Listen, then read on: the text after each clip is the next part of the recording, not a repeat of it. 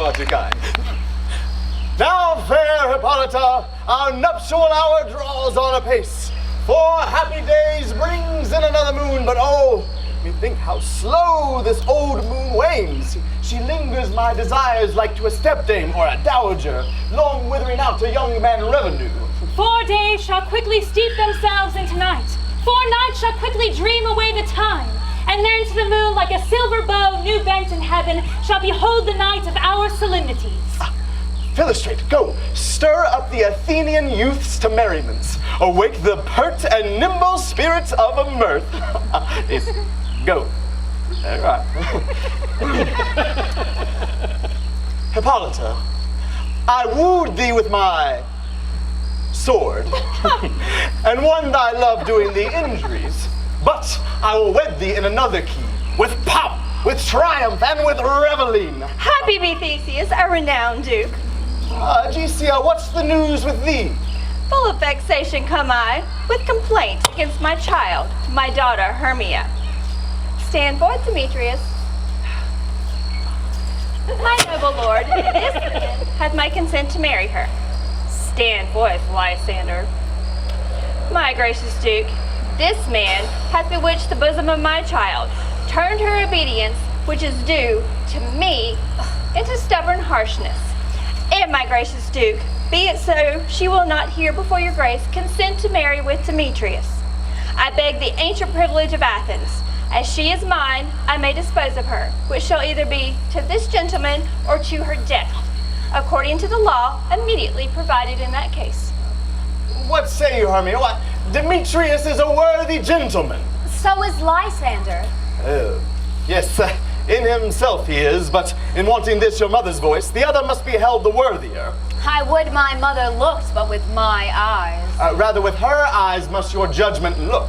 I do entreat your grace to pardon me. I know not by what power I am made bold, nor how it concerns my modesty in such a presence here to plead my case. But I beseech your grace that I may know the worst that may befall me if I refuse to wed Demetrius. Either to die the death or abjure forever the society of men.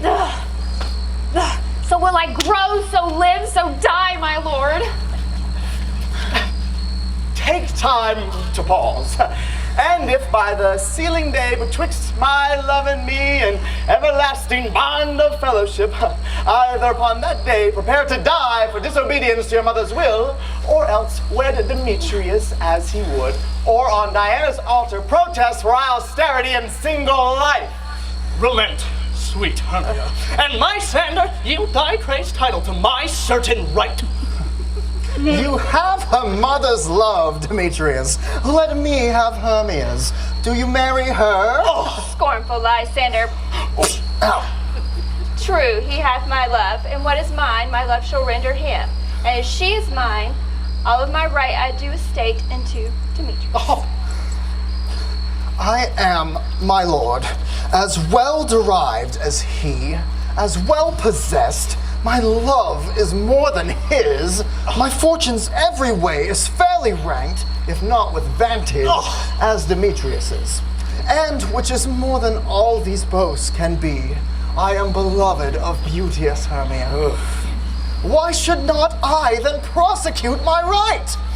Demetrius, I'll avouch it to his head, made love to Nada's daughter Helena and won her soul.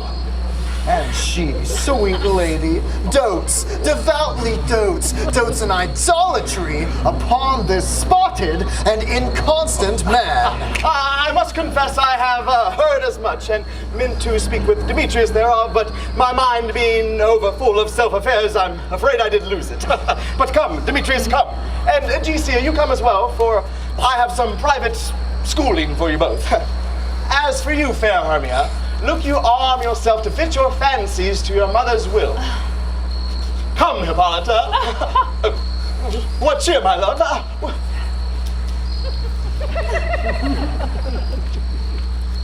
How now, my love? Why is your cheek so pale? How chance the roses there do fade so fast? Belike for want of rain, which I could tell, beteem them from the tempest of mine eyes. Ay me. For aught that I could ever read could ever hear by tale or history, the course of true love never did run smooth. Oh, hell, to choose love by another's eyes? A good persuasion. Therefore, hear me, Hermia. I have a widow aunt, a dowager of great revenue, and she hath no child. From Athens is her house remote 7 leagues, and she respects me as her only son. There, gentle Hermia, may I marry thee. And to that place the sharp Athenian law cannot pursue us. If thou lovest me then, steal forth thy father's house tomorrow night, and in the wood, a league without the town, where I did meet thee once with Helena, there will I stay for thee. My good Lysander, I swear to thee by Cupid's strongest bow, tomorrow truly I will meet with thee. Keep promise, love. Look, here comes Helena. Good morrow, fair Helena. Whither away? Call you me fair? That fair again unsay. Demetrius loves your fair, oh happy fair. Oh teach me how you look, and with what art you sway the motion of Demetrius's heart. I frown upon him, yet he loves me still. Oh, that your frowns would teach my smiles such skill. I give him curses, yet he gives me love. Oh, that my prayers could such affection move. The more I hate, the more he follows me. The more I love, the more he hateth me. His folly, Helena, is no fault of mine. None but your beauty, would that fault were mine. Take comfort, he no more shall see my face. Lysander and myself shall fly this place. Helen, to you our minds we will unfold. Tomorrow night, when Phoebe doth behold her silver visage in the watery glass, decking with liquid pearl the bladed grass, a time which lovers' flights doth still conceal, through Athens' gates have we devised to steal. And in the wood, where often you and I, upon faint primrose beds were wont to lie, empty in our bosoms of counsels sweet, there my Lysander and myself shall meet, and thence from Athens turn away our eyes, to seek new friends and stranger companies. Farewell, sweet playfellow, pray thou for us, and good luck grant thee thy Demetrius. Keep word, Lysander, we must starve our sights from lovers' food till morrow, deep midnight. I will, my Hermia.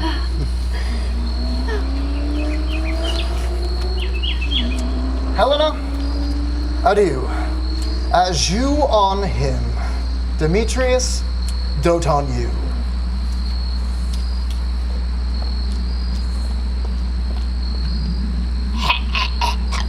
How happy some or other some can be. Throughout Athens I am thought as fair as she, but what of that? Demetrius thinks not so.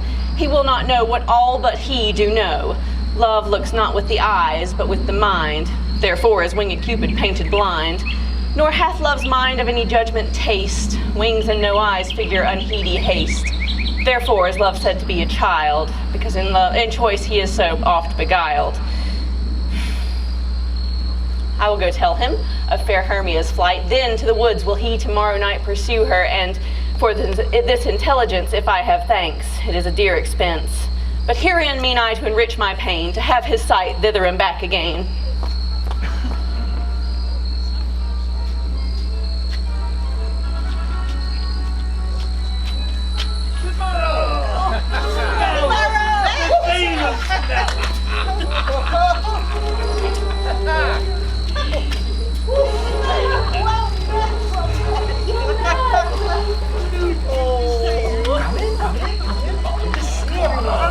Don't mark company here. You were best to call them generally, man by man, according to the script. Here in this scroll is the name of every man thought fit in all of Athens to play in our interlude before the Duke and Duchess on his wedding day at night. First, good Peter Quince, say what the play treats on, then read the names of the actors that so grow to a point. It is the most lamentable comedy and cruel death of Pyramus and Thisbe. A very good piece of work, I assure you, and a merry. Now, good Peter Quince, call forth your actors by the scroll. Masters, spread yourselves. Answer as I call your name. Nick Bottom the Weaver. Ready! Name what part I am for, and proceed. You, Nick Bottom, are set down to play Pyramus. What is Pyramus, a lover or a tyrant? Oh, a lover who kills himself, most gallant for love. That will ask some tears in the true performing of it. If I do it, let the audience look to their eyes. I will move storms. I will condole in some measure to the rest. Yet my chief humor is for a tyrant. The raging rocks and shivering shocks shall break the locks of Phoebus' gates. And Phoebus' car shall shine from far to make and mar these foolish fates. This was lovely. Now name the rest of the players. Francis Flute the Bellows Mender. Here, Peter Quince. You, Francis, must take Thisbe on you. What is Thisbe? A wandering knight? It is the woman Pyramus must love. Nay, see, let me not play a woman. I have a beard. Coming? It is all one. You may play it in a mask and speak in a voice as small as you will. And I may hide my face. Let me play Thisbe too. I will speak in a monstrous little voice. Oh, Pyramus, Pyramus, lover dear, my Thisbe dear, and lady dear. No, you must play Pyramus, and you, Flute, Thisbe. Well, proceed. Robin Starveling the Tailor. Here, Peter Quince. You, Robin Starveling, must play Thisbe's mother.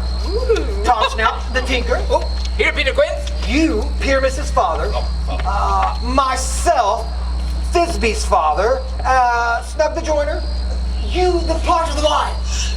And I hope here is the play fitted. Have you the lion's part written? Pray you, if it be, give it me, for I am slow of study. It is, you may do it extempore, for it is nothing but roaring. Let me play the lion too. I will roar that I will do any man's heart good to hear me. I will roar that I will make the Duke say, let him roar again! Let him roar again! And you shall do it too, Terrible. You would fright the Duchess and the ladies. Why, they would shriek, and it would be enough to hang us all. That would Every one of us, every one of us. I grant you, friends. Yes, if that you should fright the ladies out of their wits, they would have no more discretion but to hang us. But I will aggravate my voice so that I will roar you as gently as any sucking dove. Well, I will roar you. That's what I need nightingale. The part you must play is Pyramus. For Pyramus is a sweet-faced man, a proper man, as one would see on a summer's day. A lovely, gentleman-like man. Therefore, you must needs play Pyramus. Well, I will undertake it. What beard were I best to play it? Why, what you will. But, masters, here are your parts. I am to entreat you, to request you, to desire you, to come them by tomorrow night and meet me in the palace wood a mile without town. There, under the moonlight, we will rehearse. For if we do it in the city, we'll be dogged by company and all our devices known. In the meantime, I'll draw up a bill of property such as our play warrants. I pray you, fail me not. We will meet, and there we may rehearse most obscenely and courageously. Take pains, be perfect. Adieu. To the Duke's oath we meet. Enough. Hold or cut bowstrings. That means we don't give up. Take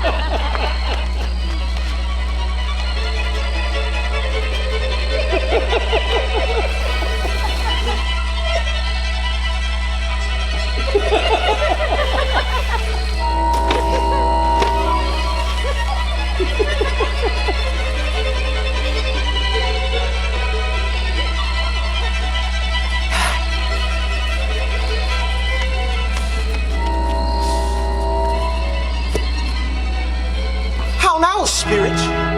Whither wander you? Over hill, over dale, through bush, through briar, over park, over pale, through blood, through fire. I do wander everywhere, swifter than the moon's sphere, and I serve the fairy queen to do her orbs upon the green. The cowslips tall her pensioners be, in their gold coats spots you see.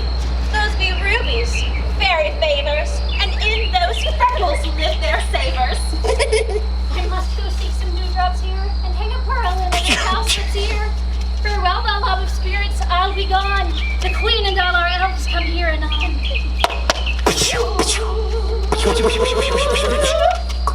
Ding dong. The king doth keep his revels here tonight. Take heed the queen come not within his sight. For Oberon is passing fell in wrath, because she as her attendant hath a lovely boy. Stolen from an Indian king. She never had so sweet a changeling. And jealous Oberon would have the child, knight of his train, to trace the forest wild. But she perforce withholds the loved boy, crowns him with flower and makes him all her joy. And now they never meet in grove or green, by fountain clear or starlight spangled sheen. But they do square, for all their elves to fear, creep into acorn cups and hide them there. What's room, fairies? Here comes Oberon. Dear my queen! Would that he were gone!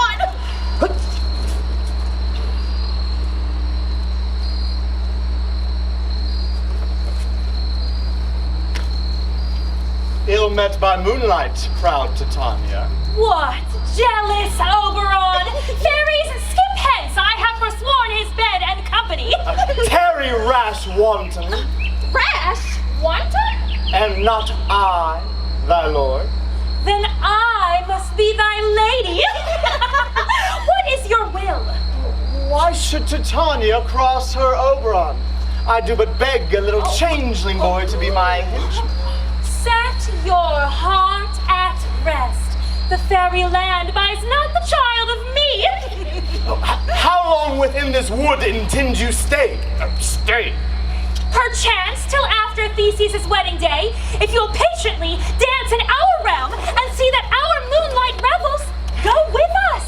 If not, shun me and I will spare your hearts. Give me that boy and I will go with thee. None for thy fairy kingdom!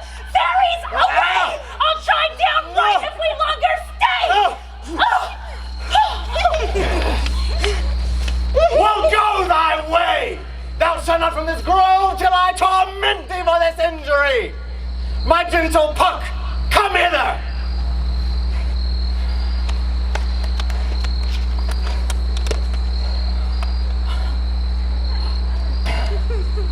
Thou rememberest a little western flower, and maidens call it love in idleness. The herb I showed thee once, the juice of it on sleeping eyelids laid, will make or man or woman madly dote upon the next live creature that it sees. Oh yeah, fetch me this herb. And look thou meet me ere the Leviathan can swim a league. Oh, I'll put the girdle round about the earth in 40 minutes.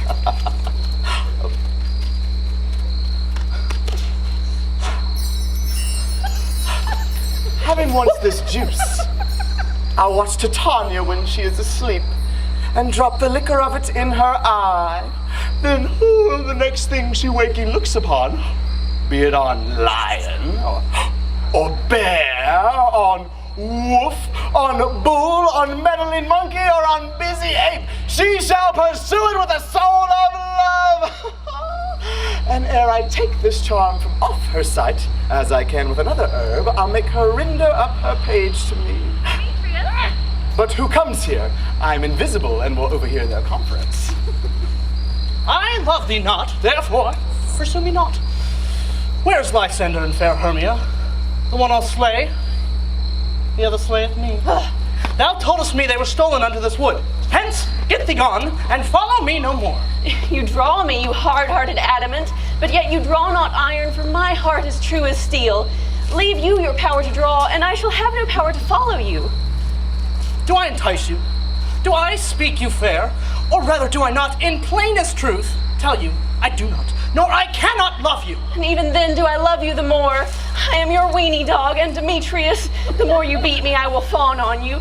Use me but as your dachshund, spurn me, strike me, neglect me, lose me. Only give me leave, unworthy as I am, to follow you. Tempt not too much the hatred of my spirit, for I am sick when I look on thee. I'm sick when I look not on you. I'll run from thee and hide me in the brakes, and leave thee to the mercy of wild beasts. The wildest hath not such a heart as you. Run when you will, the story shall be changed. Apollo flies and Daphne holds the chase. The dove pursues the griffin. The mild hind makes speed to catch the tiger. Bootless speed when cowardice pursues and valor flies. I will not stay thy questions. Let me go. Do not believe, but if thou followest me, I will do thee mischief in the wood. Aye, in the temple, in the town, the field, you do me mischief. Fie, Demetrius, I'll follow thee and make a heaven of hell to die upon the hand I love so well. Fare thee well, nymph.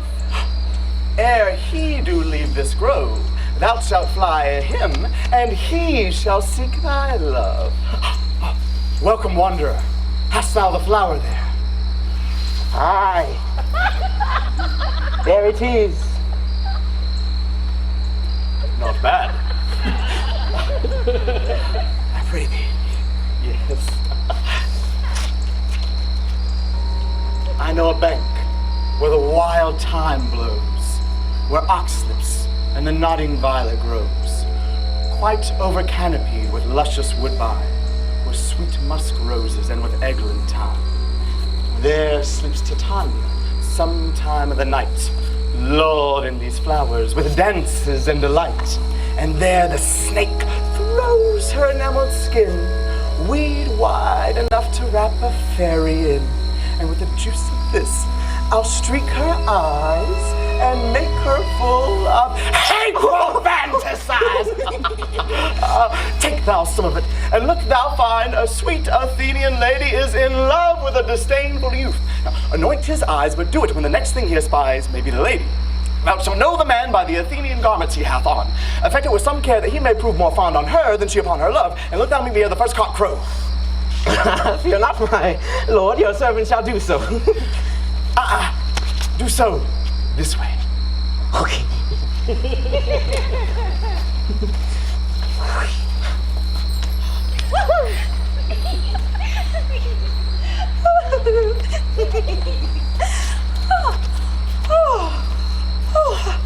Come now, a roundel and a fairy song. Sing me now to sleep, then to your offices, and let me rest.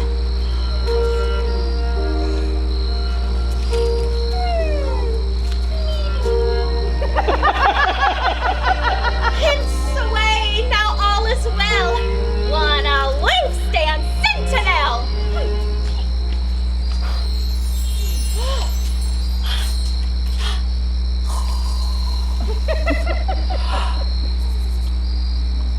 What thou seest when thou dost wake, do it for thy true love take. Love and languish for his sake, be it on ounce or cat or bear, pard or boar with bristled hair. In thy eye it shall appear, when thou wakest it is thy dear. Wake when some vile thing is near.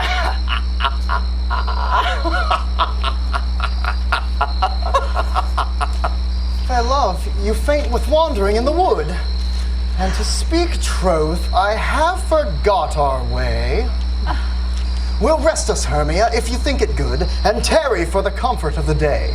Be it so, Lysander, find you out to bed, for I upon this bank will rest my head.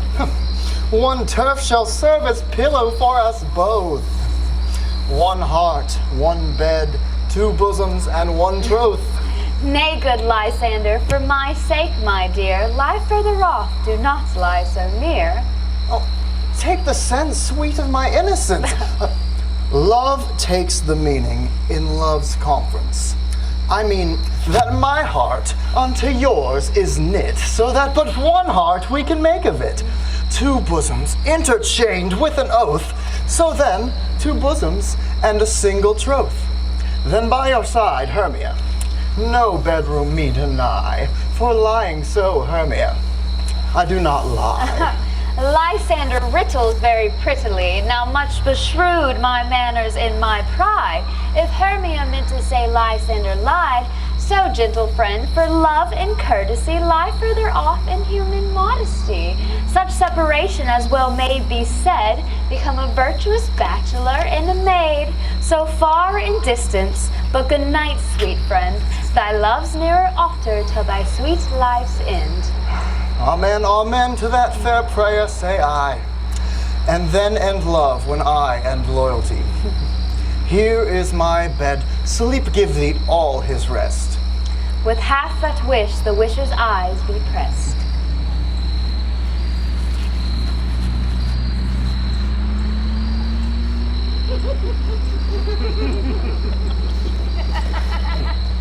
Weeds of Athens, definitely not you. You look kind of familiar. Where is that guy? Or girl? Or flower? What was I doing?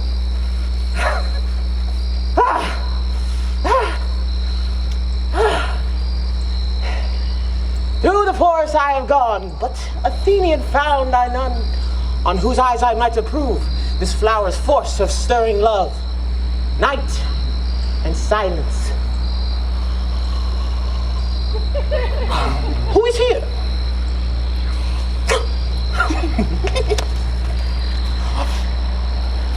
Weeds of Athens, he doth wear. Oh, this is he, my master said.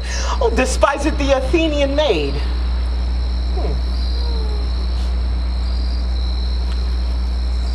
Oh, and hear the maiden sleeping sound on the dank and dirty ground. Churl, upon thy eyes I throw all the power this charm doth owe. And when thou wakest, let love forbid sleep his seat on thy eyelid. Now awake when I am gone, for I must now to Oberon.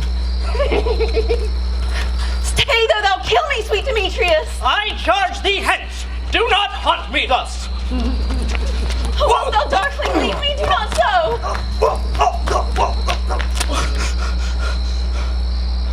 Stay! On thy peril, I alone will go. Oh, I am out of breath in this fond chase. The more my prayer, the lesser is my grace. But who is here? Lysander on the ground, dead or asleep? I see no blood, no wound. Lysander, if you live, good sir, awake. And run through fire I will for thy sweet sake. Transparent Helena, nature shows art that through thy bosom makes me see thy heart. Do not say so, Lysander, say not so. Lord, what though? Yet Hermia loves you, then be content. Content with Hermia? I do repent the tedious minutes I with her have spent. Not Hermia, but Helena I love. For who would not change a raven for a dove? Wherefore was I to this keen mockery born? When at your hands did I deserve this scorn? But fare you well. Perforce I must confess, I thought you lord of more true gentleness. Oh, that a lady of one man refused should of another therefore be abused. She sees not Hermia. Hermia, sleep thou there, and never mayst thou come Lysander near. And all my powers address your love and might to honor Helen and to be her knight. Help me, Lysander, help me! Do thy best to pluck this crawling serpent from my breast. Ay me, for pity! What a dream was here! Lysander, look how I do quake with fear. Methought a serpent to eat my heart away, and you sat smiling at his cruel prey. Lysander? What? Removed? Lysander, Lord? What? Out of hearing, gone? No word, no sound? Alack, where are you? Speak. And if you hear, speak of all love. I swoon almost with fear.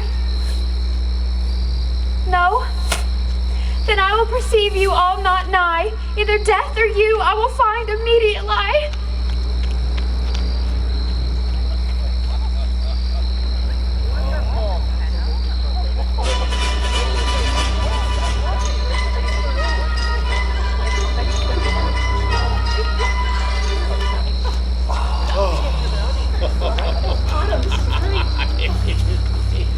Oh my! Are we all met? Pat, what a marvelous place for our rehearsal! Why, this green plot shall be our stage. That hawthorn brake, our tiring house. And we will do it all in action as we will before the Duke and Duchess. Peter Quince! What sayest thou, Bully Bottom? There are things in this comedy of Pyramus and Thisbe that will never please. First, Pyramus must draw his sword to kill himself, which the ladies cannot abide. How answer you that? Oh, by our lake and a parlous fear. I believe we must leave the killing out when all is done. Not to wit! I have a device to make all well. Write me a prologue. And let that prologue seem to say, we will do no harm with our swords, and that Pyramus is not killed indeed. And for the more better assurance, tell them that I, Pyramus, am not Pyramus, but Bottom the Weaver. This will put them out of fear. Well, we will have such a prologue. Will not the ladies be afeard of the lion? Oh, I fear it, I promise you. Masters, you ought to consider with yourselves to bring in, God shield us, a lion among ladies. Is a most dreadful thing, for there is not a more fearful wild fowl than your lion living, and we ought to look to it. Another prologue must say that he is not a lion. Nay! You must name his name. And half his face must be seen through the lion's neck, and he himself must speak through, saying thus, or to the same effect. Ladies. Ladies. Oh, fair ladies. Fair ladies. I would wish you. I would wish you. Or I would request you. I would request you. Oh, I would entreat you. I would entreat you. Not to fear, not to tremble, my life for yours. If you think I come hither as a lion, it were pity of my life. No! I am no such thing. I am a man, as other men are. And there indeed, let him name his name to tell them plainly he is Snug the Joiner!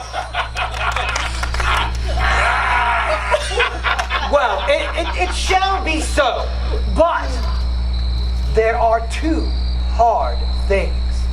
That is, to bring moonlight into the chamber, for as you know, Pyramus and Thisbe did meet by the light of the moon. Doth the moon shine the night we play our play? Oh, a calendar. A calendar. Look in the almanac. Find out moonshine. Find out moonshine. Doth anyone have an almanac? My lord, I have.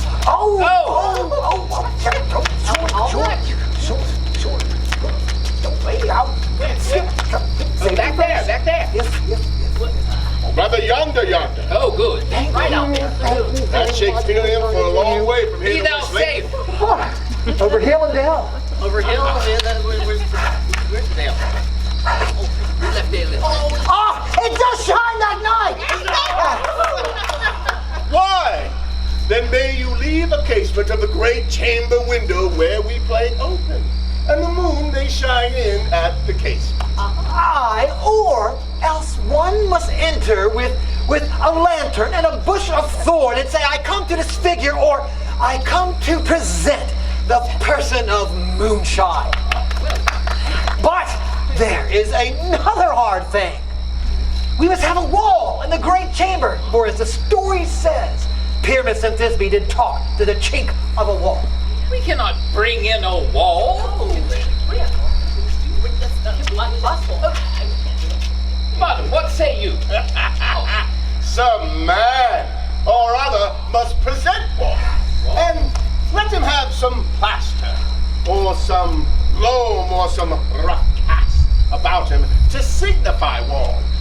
And let him hold his fingers thus, and through that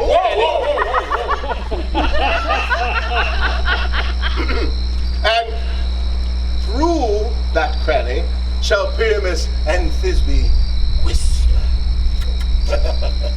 Well, if it is to be, then all is well. Come, every mother's son, sit down and rehearse your parts. Pyramus will begin with you.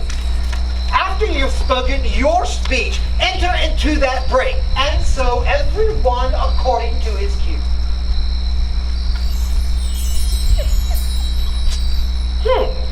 What hempen homespuns have we swaggering here? And so near the cradle of the fairy queen.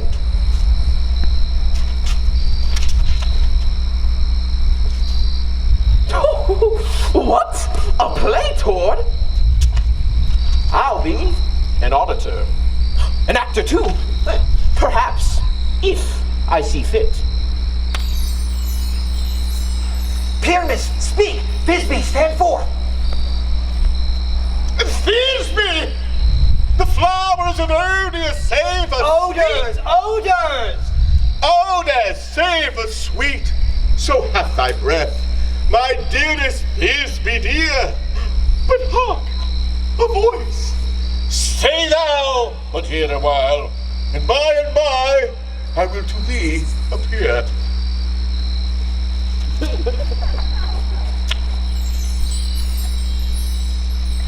Oh, the strange Pyramus that e'er played here. There. Must I speak now? Aye, you must, for you must understand he has gone to see but a sound he has heard, and is to come again. Come on! Most radiant. Most radiant. Most radiant Pyramus, most lily white of hue, of color like the red rose and triumphant briar, most bristly juvenile and most lovely Jew, as true as horse, that yet would never tire. I'll meet thee, Pyramus, in Ninny's tomb. I'm out of here. Nina's tomb! Man, you speak all your parts at once, cues and all. Pyramus, enter, your cue is past, it was never tire. Oh. I'll meet thee, Pyramus. What was it? Keep going, you remember. I'll meet thee, Pyramus, and Ninny's tomb. Why were only thine?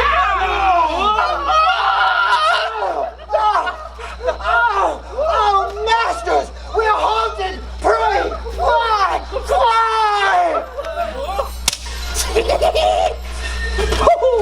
I'll follow you. I'll lead you back around. Through bogs, through bush, through brake, through briar. Sometimes a horse shall be. Tickle, tickle, tickle. Sometimes a hound.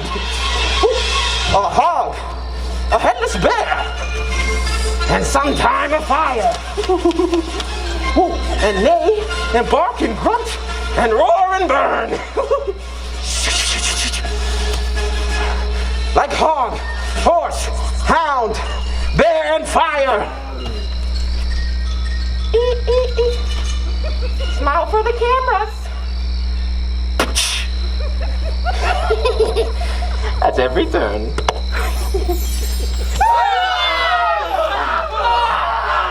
Why do they run away? This is a knavery of them to make me afeard. Oh, Bottom, thou art changed. What do I see on thee? What do you see? You see an ass head of your own, do you? Oh, bless thee, Bottom! Thou art translated! I see their knavery. This is to make an ass of me. To fright me if they could. But I will not stir from this place. Do what they can. I will walk up and down here. And I will sing, that they shall hear. I am not afraid. Oh. The owl so dark, so black of hue, with orange tawny bill. The throstle with his note so true, the wren with little cawill. What angel music wakes me from my flowery bower? The finch, the sparrow, and the lark, the plain song cuckoo grey, whose note full many a man doth mark, and there's not answer nay. I pray thee, gentle mortal, sing again. Mine ear is much enthralled of thy note, much as thine eye enamored of thy shape. And thy fair virtues force perforce doth move me to say, to swear on first view, that I do love thee. Oh my God! Oh my God! Oh my God! You should have little reason for this. And yet, to say the truth, reason and love keep little company together nowadays. Thou art as wise as thou art beautiful. And not so, neither. But if I had wit enough, I could get out of this wood. Out of this wood do not desire to go. Thou shalt remain here whether thou wilt or no. I am a spirit of no common rate, and the summer sun doth tend upon my state. Therefore, go with thee. I shall give thee fairies to attend on thee. They shall fetch thee jewels from the deep, and sing while unpressed flowers doth sleep. And I will purge thy mortal grossness so, that thou like an airy spirit wilt go. A peach blossom, mustard seed. Ready. And I? Where shall we go? Be kind and courteous to this gentleman. Hop in his walks and gambol in his eyes. Nod to him, elves, and do him courtesize. Oh, hail, mortal! Hail! Come, lead into my flowery bed. The moon, methinks, looks with a watery eye, and when she weeps, weeps every little flower, lamenting some forced chastity. Tie up my love's tongue. Bring him silently. Oh, it's good to be bottled.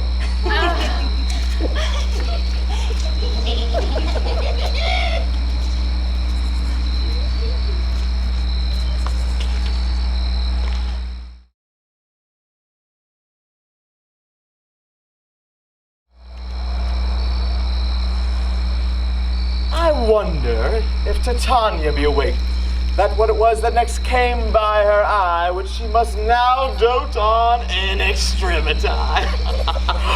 Here comes my messenger. How now, mad spirit? What night rule now about this haunted grove?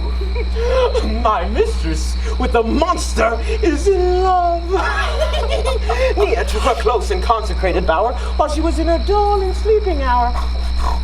A crew of patches, rude mechanicals, who work for bread upon Athenian stalls, were met together to rehearse a play intended for great Theseus' nuptial day. Dum, dum, dum, dum. The shallowest thick skin of that barren sort, who Pyramus presented in their sport, forsook his scene and entered into a break. Da-de-da-de-da. When I did him at this advantage take, an ass's knoll I fixed on his head. But anon, his Thisbe must be answered, and so forth my mimic comes. Weesna. So when they him spy, at his sight away his fellows fly. So at this moment, when it came to pass, Titania awaked, and straightway loved an ass. This falls out better than I could devise.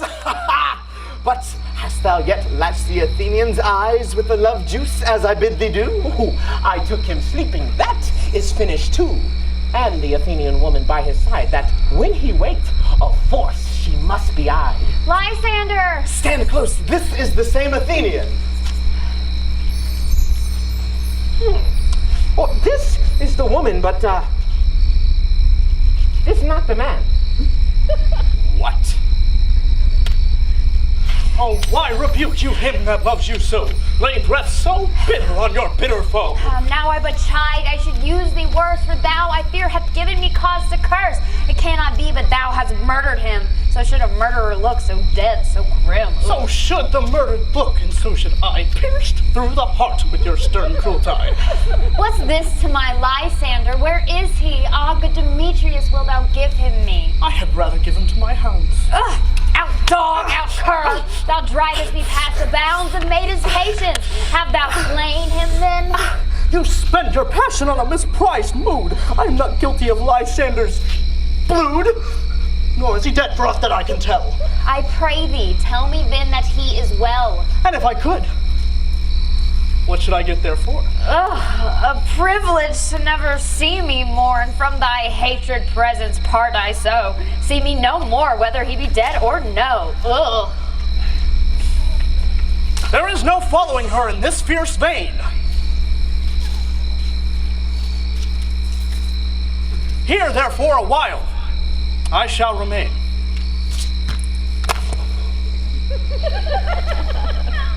What hast thou done? Thou hast mistaken quite and laid the love juice on some true love sight.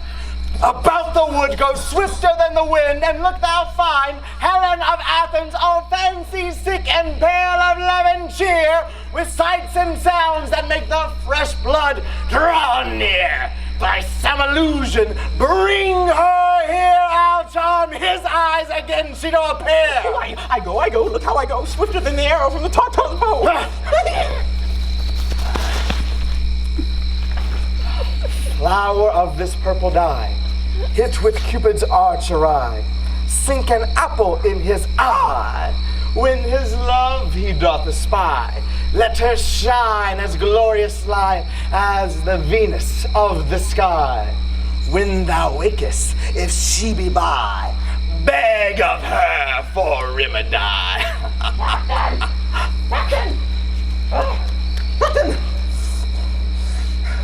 Captain of our fairy band, Helena is here at hand, and the youth mistook by me pleading for a lover's fee. Oh, shall we therefore on pageant see?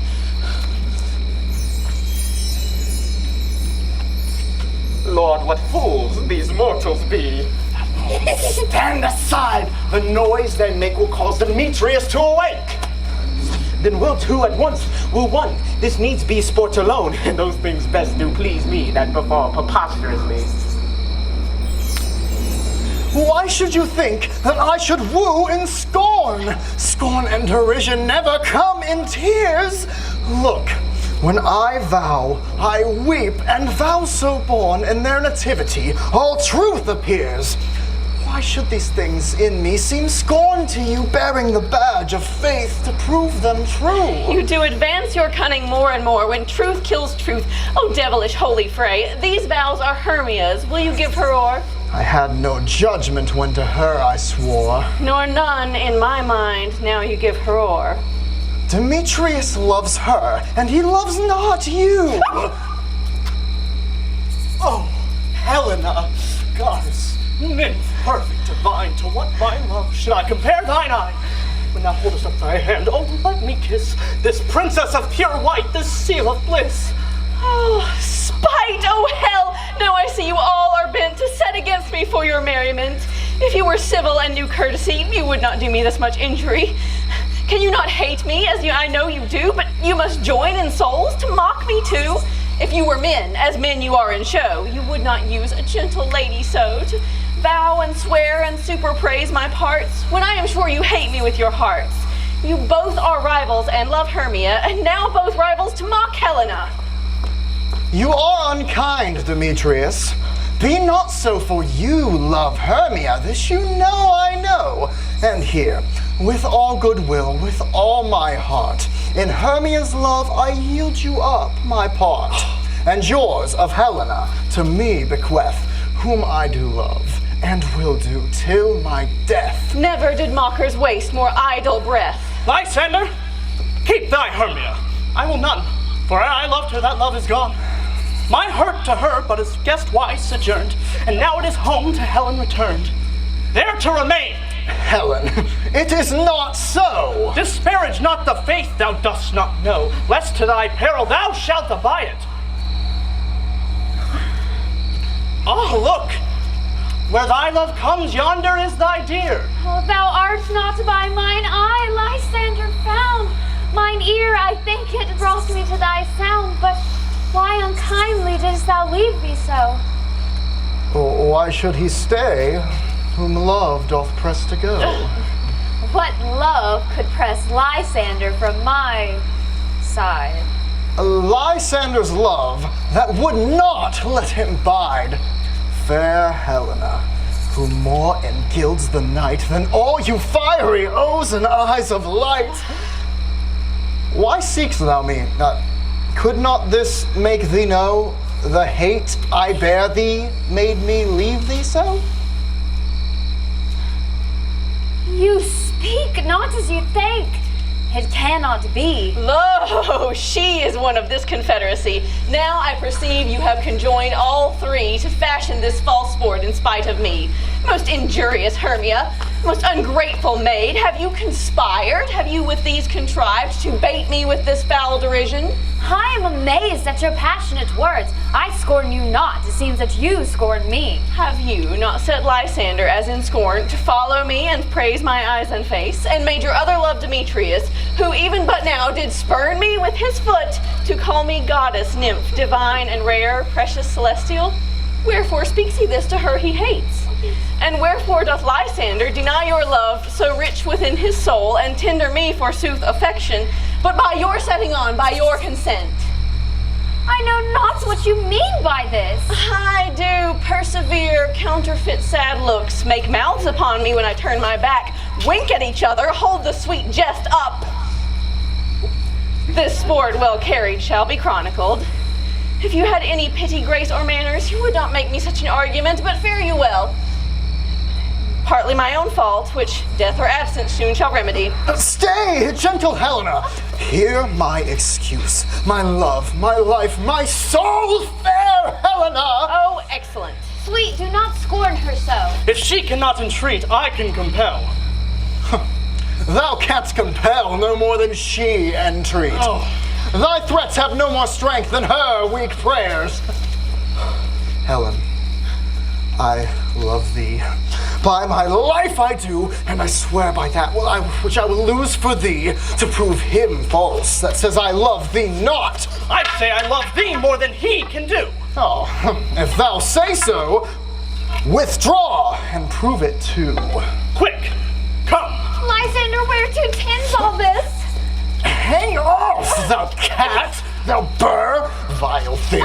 Get loose or I will shake thee from me like a serpent. Why are you grown so rude? What change is this, sweet love? Thy love!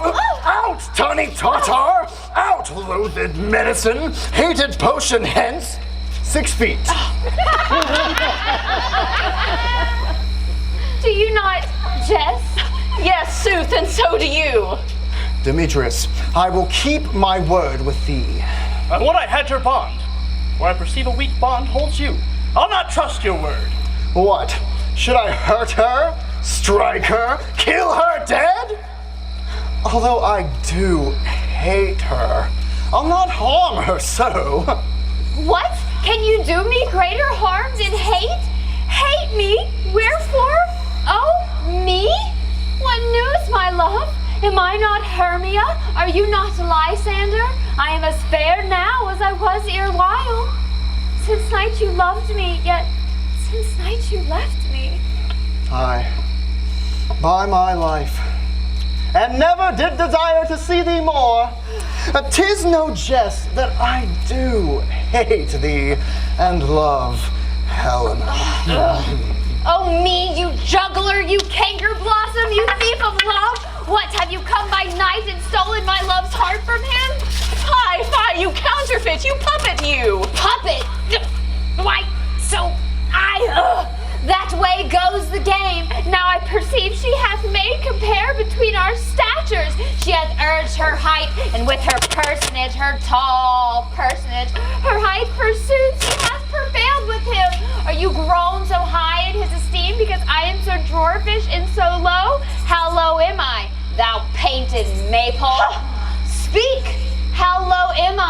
I am not yet so low, but that my nails can reach unto thine eyes.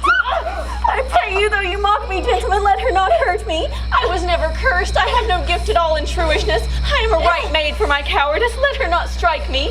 You may think because she is something lower than myself that I can match her. Lower, hark again. Be not afraid. She shall not harm thee, Helena. No, sir, she shall not.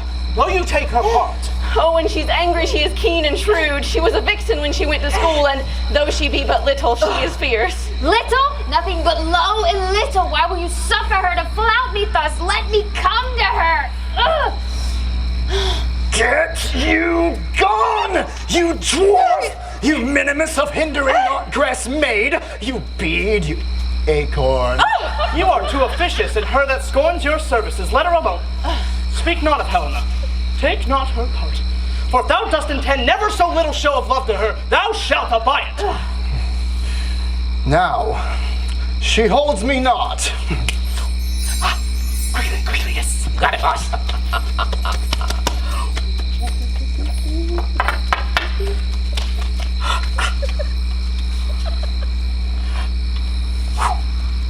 Are thou readiest to rumble?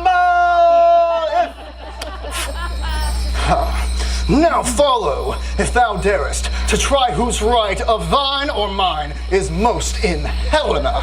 Follow? Nay, I'll go with thee, cheek by jowl. Cheek. Meow, meow, meow, meow, meow, meow. You first. Thank you, sir.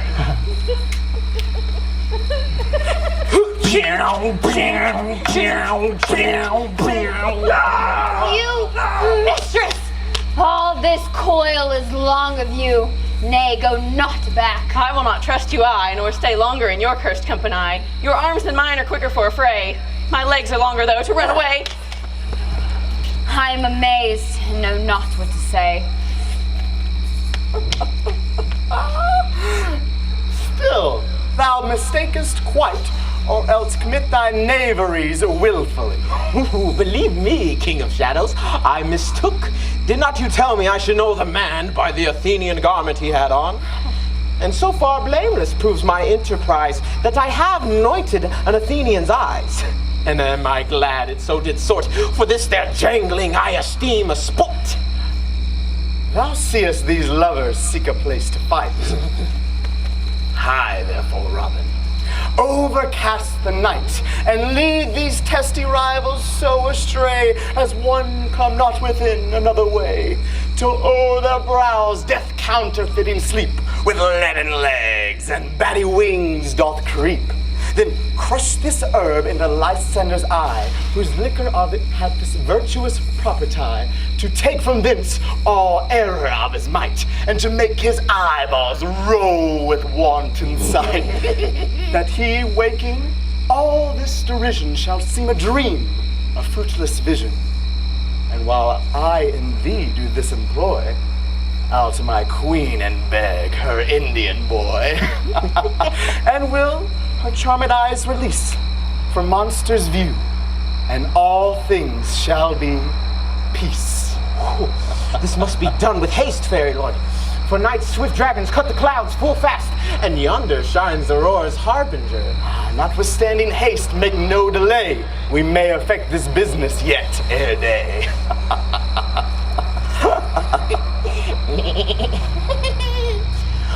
Who? Up and down, up and down. I will lead them up and down. I am feared in field and town. Goblin, lead them up and down.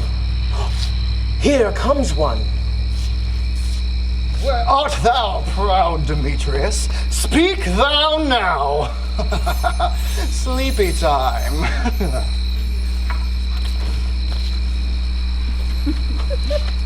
Lysander, speak again. Thou runaway, thou coward, art thou fled? Ah, in some bush! Where dost thou hide thy head? Thou coward, art thou bragging to the stars, telling the bushes that thou lookest for wars, and was not come? Nay, then thou mockest me. Lateness constraineth me to lay down right now.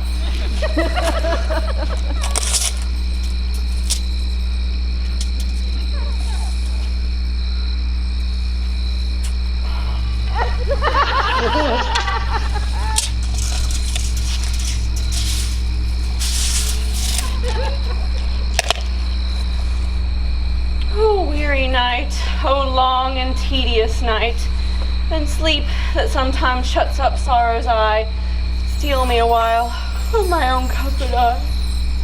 Oh, yet but 3, come one more. 2 of both kinds make up 4.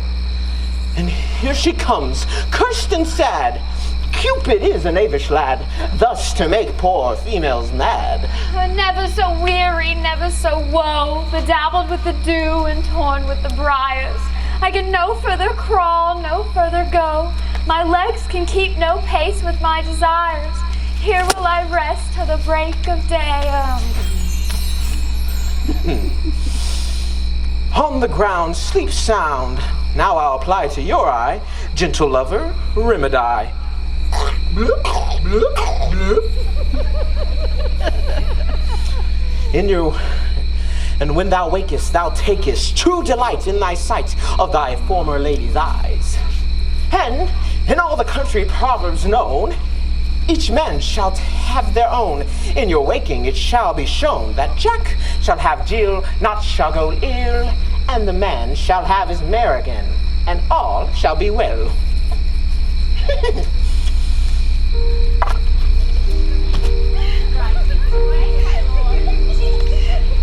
Do you want to meet your new daddy? Come, sit me down upon this flowery bed, while I thy amiable cheeks do coy, and stick musk roses in thine sleek smooth head, and kiss thy fair large ears, my gentle joy. Where's Peace Blossom? Ready? Scratch my head, Peace Blossom. Where's Monsieur Mustard Seed? Ready? Monsieur Mustard Seed, I pray you leave your courtesy, good Monsieur. What's your will? Nothing, good Monsieur, but to help Peachy Peace Blossom to scratch. I must to the barber's, Monsieur. Methinks I am marvelous hairy about the face, and I am such a tender ass. If my hair do but tickle me, I must scratch. What, sweet love, would thou desire to hear some music? I have a reasonable good ear in music. Let's have the tongs and the bones. And that's enough of that, thank you so much. Or say, sweet love, what thou desirest to eat. Truly a peck of frog. I could munch a good grail. Methinks I have a great desire for a bottle of hay. Good hay. Sweet hay. Little fellow. I have a venturous fairy that shall seek the squirrel's hoard and fetch thee new nuts. I had rather a handful or 2 of dried peas. But I pray you, let none of your people stir me. I have an exposition of sleep. Come upon me. Come now, and I shall wind thee in my arms. Fairies, be gone, and be always away. Oh, how I love thee! Oh, how I dote on thee! Me, me, me, me, me, me, me.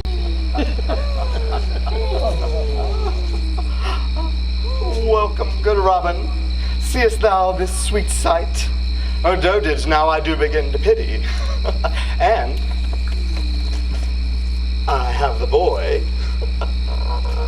I will take off this hateful imperfection of her eyes. And, my gentle Puck, take off the head of this Athenian swain, that he, awaking when the others do, may all to Athens again repair, and think no more of this night's accidents, but as the fierce vexation of a dream. But first, I must release the fairy queen. Be as thou wast wont to be. See as thou wast wont to see. Wake you, my queen. Wake you, Titania. My Oberon, what visions have I seen? Methought I was enamored of an ass. There lies your love. How have these things come to pass? Oh, how I loathe his visage now! Silence a while. Robin, take off his head. I'm to pin the tail on the donkey. Something more of a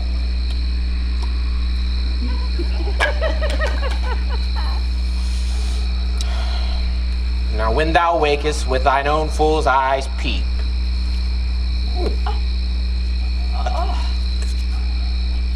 Come, my queen, take hands with me, and rock the ground whereon these sleepers be.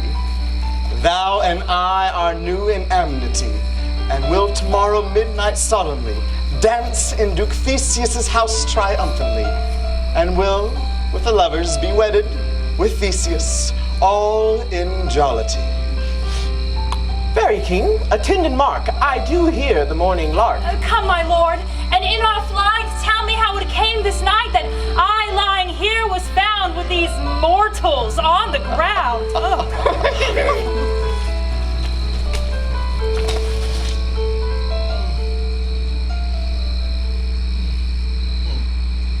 When my cue comes, come.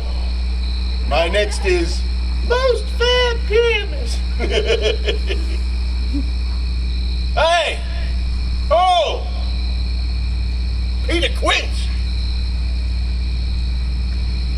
Flute the bellowsman! Stout the tinker! Starveling! God's my life. Stolen hence and left me asleep. I've had the most rare vision. I've had a dream. Past the wit of man to say what dream it was. Man is but an ass if you go about to expound this dream. Who thought I was? There is no man can tell what.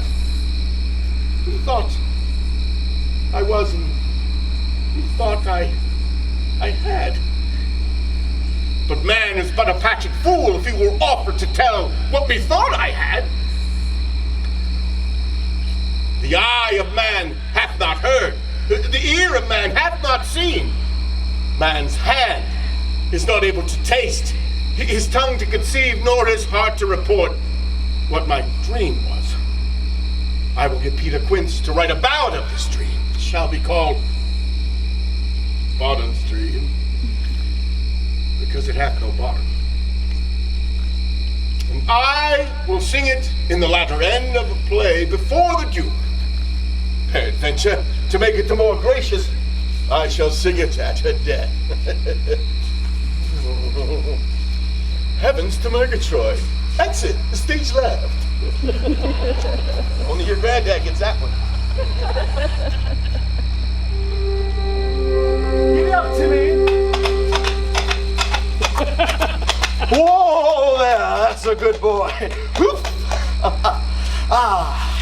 For now our observation is performed, and since we have the forward of the day, my love shall hear the music of my hounds.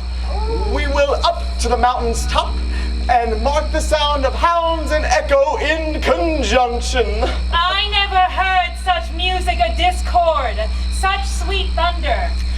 Judge when you hear. Oh. But soft, what nymphs are these? My lord, this is my daughter here asleep. And this Lysander. This Demetrius is. And this Helena. Oh, Nader's Helena. I wonder if they're being here together. No doubt they rose up early to observe the rites of May and came here in grace of our solemnity. But tell me, Aegesia, is this not the day with which Hermia must give answer of her choice? It is, my lord. Good morrow, sweet friends, yes! Saint Valentine is past. Ooh, begin these wood birds but to couple now. Pardon, my lord. I pray you all, stand up. Now, I know you two are rival enemies, so how comes this gentle concord in the world when hatred and jealousy should lie so far off but to sleep by hate and fear no enmity? My lord, I shall reply amazedly, half sleep, half waking, but as now I cannot truly say how I came here. I came with Hermia hither. Our intent was to be gone from Athens, where we might, without the peril of the Athenian law. Enough! My lord, you've heard enough. I beg the law upon his head. My lord, Helena told me of their stealth, and their purpose hither to this wood. I in fury hither followed them. Helen in fancy followed me. But I wot not by what power, my lord, but by some power it is. My love to Hermia melted as the snow. Now all the faith and the virtue of my heart, the object and the pleasure of my eye is Helena. Now I do wish it, love it, long for it, and will forevermore be true to it. Fair lovers, you are fortunately met. Of this we shall speak more anon. Aegesia, I will overbear your will. Come with me, 3 by 3. We shall host a feast in great solemnity. Onward, Timmy. Hi-ho.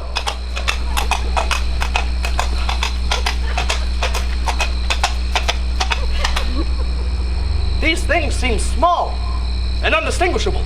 Methinks I see things parted, and everything seems doubled. So methinks, and I have found Demetrius like a jewel, mine own and not mine own. Oh. Are you sure that we are awake? Seems yet we sleep, we dream. Did not you think the Duke was here and bid us follow him?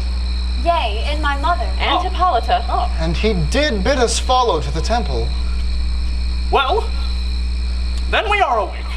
Let us follow him, and by the way, let us recount our dreams.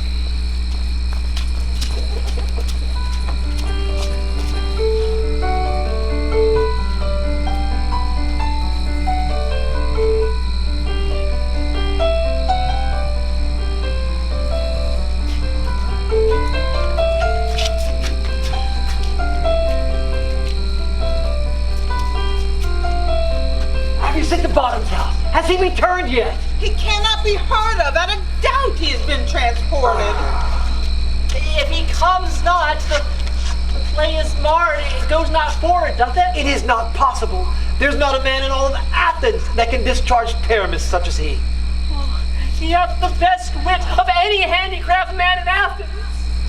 And he was such a sweet voice for a paramour as well. You must say paragon. A paramour? Is God shield us? A thing of naught.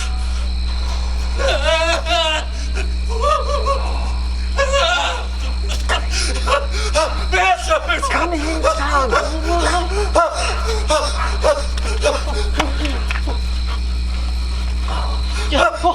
Watch out, dog. The Duke is coming from the temple. And there is 2 or 3 lords and ladies more married. If our sport had gone forward, we'd all been made men. Oh, sweet Bully Bottom. Thus hath he lost 6pence a day in his life, and he hath not gained 6pence a day. And the Duke would have given him 6pence a day in Pyramus. I'll be hanged, he would have deserved it. 6pence a day in Pyramus or nothing.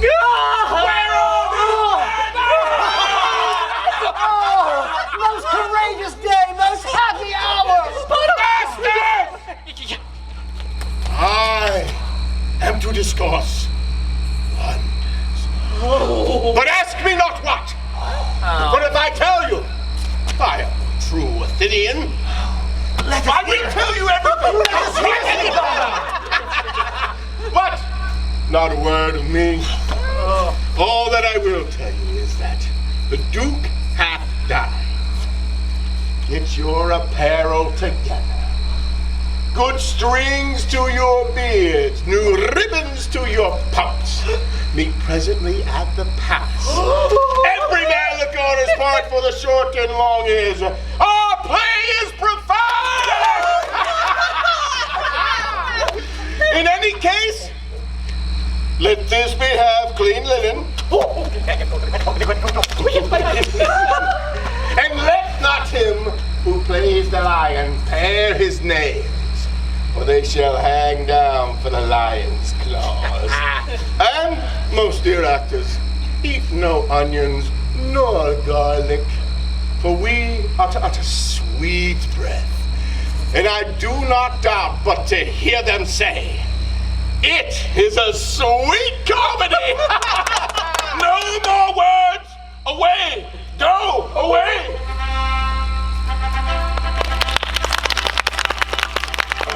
It's strange, my dear Theseus, that these lovers speak of. More strange than true. But here come the lovers now, full of joy and mirth.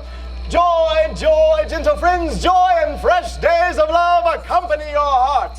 Come now, what masque, what music shall we have? Where is our manager of mirth? What revels are at hand? Is there no play to linger away the long torturing hour? Call Philostrate. Here, mighty Theseus. Yes, Philostrate. Tell me, is there an abridgment? What play, what masque shall we have? Here is a brief. How many sport are ripe? Make choice which your highness shall see first. Let me just scroll down. The Battle of the Centaurs, to be sung by an Athenian eunuch to the harp. Oh, yes, we'll have none of that. For that I have told in glory of my kinsman Hercules. Honey, you mean Huncules. Go the distance. Oh, bless my soul. The riot of the tipsy bacchanals, tearing the Thracians, singing in their rage. No, we'll have none of that. For that is an old device that was last told when I from Thebes came a conqueror. A tedious, brief scene of young Pyramus and his lovely Thisbe. Very tragical mirth. Merry and tragical, tedious and brief. Why, that is hot ice and wondrous strange snow. How shall we find the concord of this discord? A play there is, my lord, some 10 words long, which is as brief as I have known a play to be. But by 10 words, my noble lord, it is too long, which makes it tedious. For in all the play, there is not one word apt, not one player fitted. That's not right. And tragical, my noble lord, it is. For Pyramus therein doth kill himself. Spoiler. For when I saw rehearsed, I must confess, made mine eyes water. But more merry tears, the passion of loud laughter, never shed. What are they that do play it? Hard-handed men who here in Athens never labored in their minds till now. Dishonor on your count.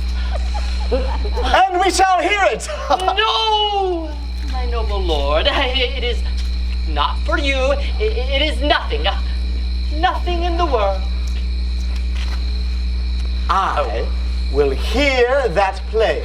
Right. For never can anything be amiss when simplicity and duty tender it. I said duty. Come, take your places, bring them in.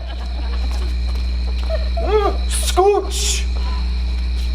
I love not to see or charge and duty in his service perishing. Oh, you shall see nothing of the sort. Yes, let them approach, let them approach.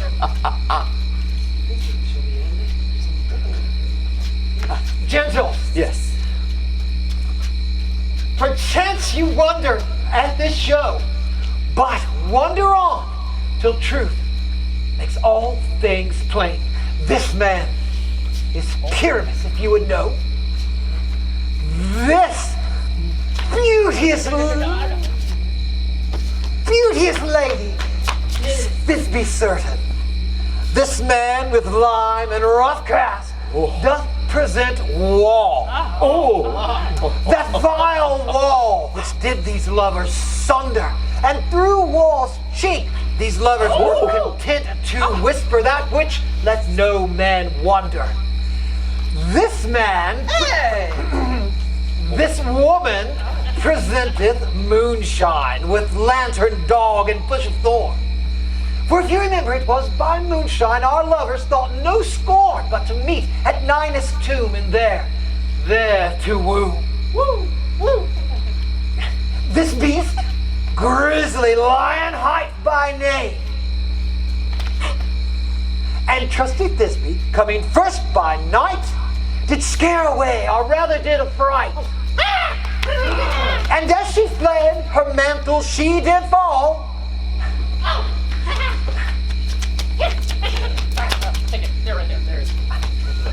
And lion vile with bloody mouth did stay. Whoa.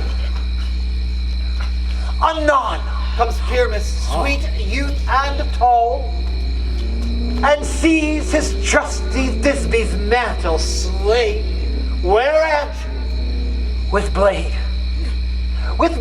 for bloody blade, he breached his boiling bloody breast. Oh, no! And Thisbe, tarrying in mulberry shade, he drew his dagger and he died. Oh! For all the rest, let lion, moonshine, wall, and lovers twain in large discourse, yet here remain. I wonder if the lion be to speak. No wonder, my lord. One lion may, when many asses do.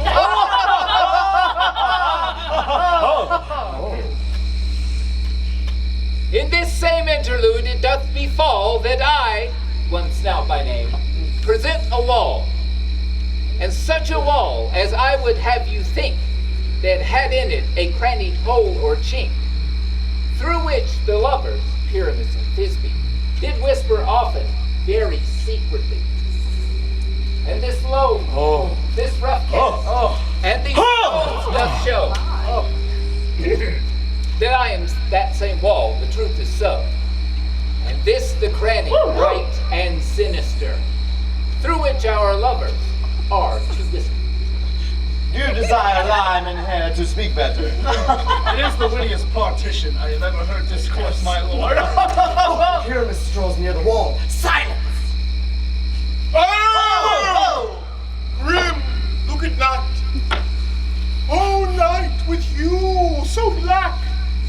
Oh, night, whichever art when day is not. Oh, night, oh, night. Alack, alack, good night. I fear my Thisbe's promise is forgot. And thou, oh wall, oh sweet, oh lovely wall, that stands between her father's ground and mine. Thou wall, oh sweet and lovely wall, present thy chink, through whom to blink with mine eye. Thanks, courteous wall. Job shield thee well for this.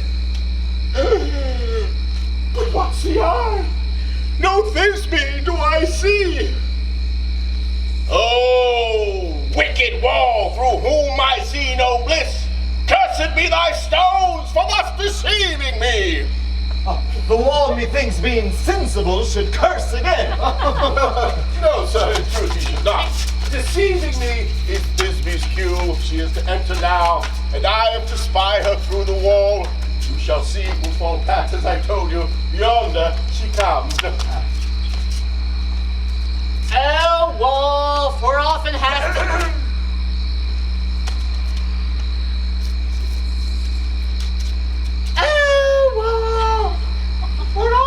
thou heard my moan, reparting my fair Pyramus and me. Thy stones with thy lime and hair eat up in me. I see a voice. Now will I to the chink to spy. And I can hear my Thisbe's face. Thisbe! My love thou art, my love I think. Think what thou wilt. I am thy lover's grace, and like Lymander am I trusty still. And I, like shiftless to the fates we kill something. Not shaftless to Procrus, what so true? As shaftless to Procrus, I to you. Oh, kiss me through the hole of this vile wall. Oh, that ain't gonna happen. No. I kiss you. Kiss the wall. Kiss the wall. Okay. I kiss the walls. Not your lips at all. Wilt thou, at in his tomb. Meet me straightway. Tide life, tide death that come without delay.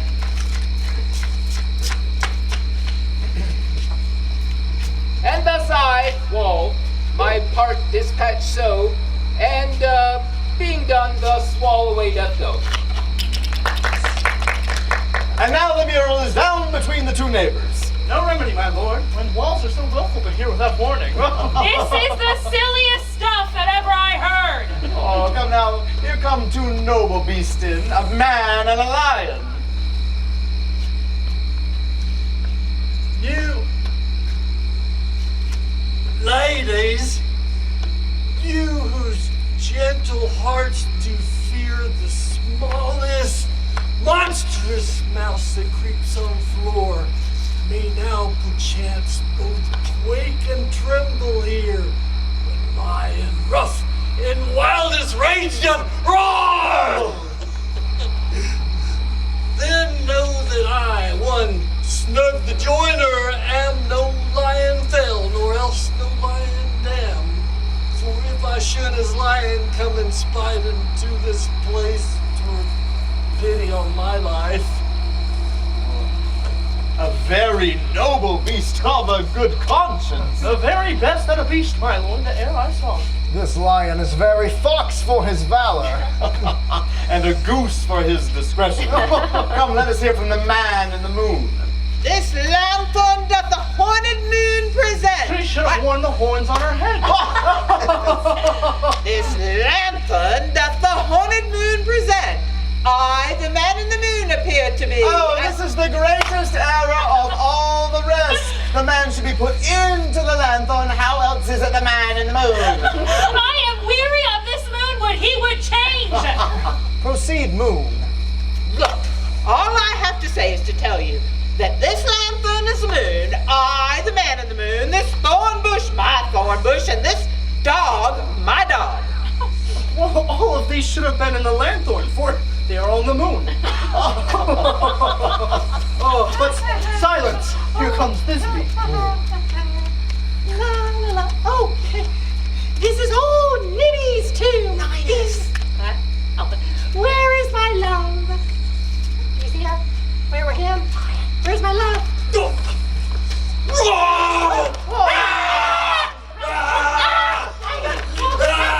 Well, Lord Lion. Well, Shines with a good grace. oh, wow, mouse, lion. And so, the lion vanished. And then came Pyramus. Sweet moon, I thank thee for thy sunny beams. I thank thee, moon, for shining now so bright. For by thy gracious golden glittering gleams, I trust to take of truest Thisbe sight. But stay, oh, spy, but mark, poor night, what dreadful dole is here? Eyes, do you see? How can this be? Oh, dainty duck, oh dear, thy mantle good, what, stained with blood?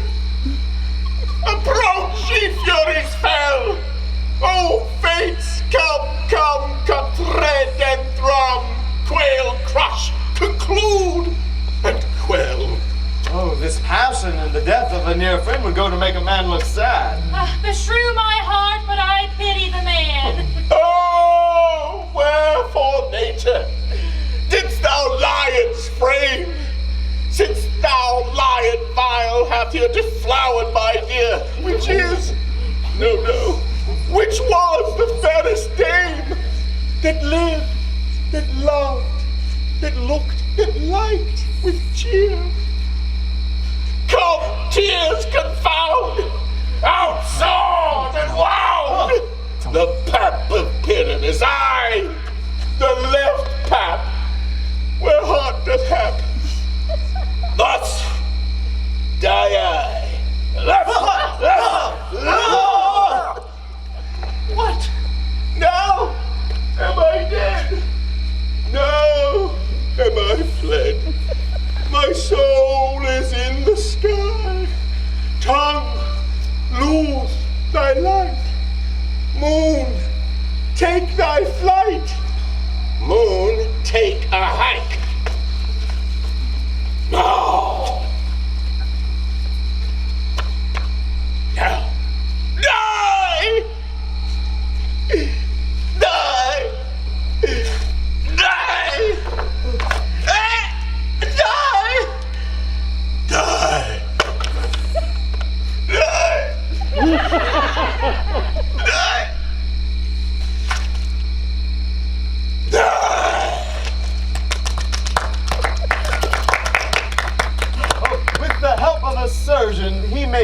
undercover and still prove an ass. How chance that moonshine is gone before Thisbe comes back to find her lover? Oh, she will find her love by starlight. Oh, here she comes, and her passion ends the play. I hope she will be brief.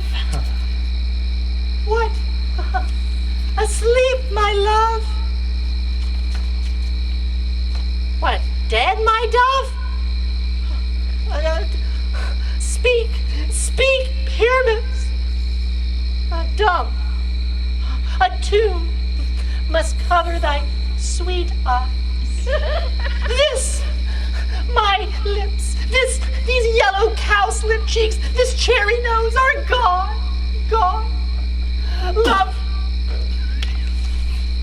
Lovers make love. His eyes were green as leaves. Oh, sisters three, come to me with hands as pale as silk. Lay them in gore, for you have shore with shears his thread of silk. Come, trusty sword. Come, blade, thy breast imbrue. And thus, farewell, friends. Thus Thisbe ends. Adieu. Adieu. Adieu.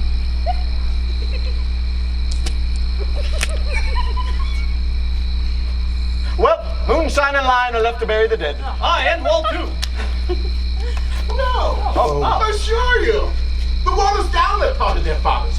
Will it please you to see an epilogue, or to hear a Bergamasque dance between two of our company? Oh, no, epilogue, I pray you. No. For your play was very notably and truly discharged. Come here. But from your Bergamasque, leave your epilogue alone. Now the iron tongue hath told 12. Lovers to bed, 'tis almost fairy time. What's fairy time? I have no idea.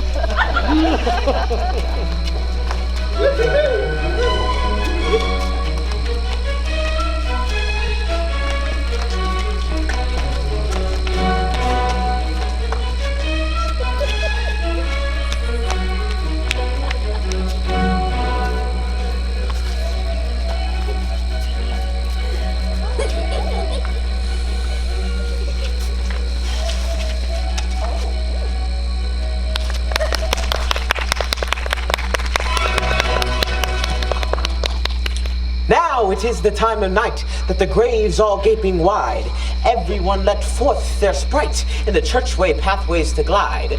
And we fairies that do run by the triple Hecate's team from the presence of the sun, following darkness like a dream. Now our frolic, not a mouse shall disturb this hallowed house, and I am sent with broom before to sweep the dust behind the door.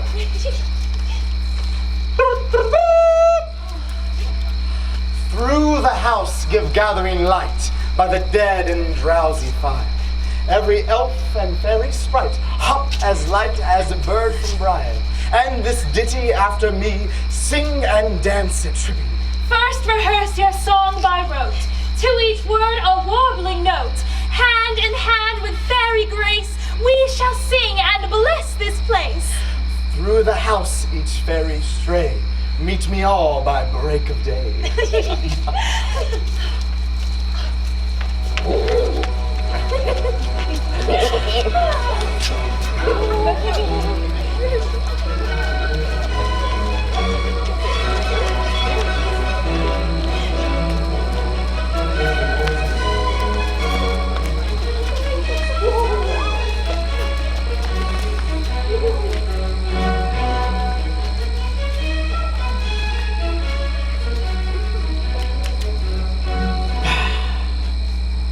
If we shadows have offended, think but this, and all is mended, that you have but slumbered here, while these visions did appear, and this weak and idle theme, no more yielding but a dream. And as I am an honest puck, if you have unearned luck, now to escape the serpent's tongue, we will make amends ere long. Else the puck a liar call, So good night unto you all. Give me your hands if we be friends, and Robin shall restore amends.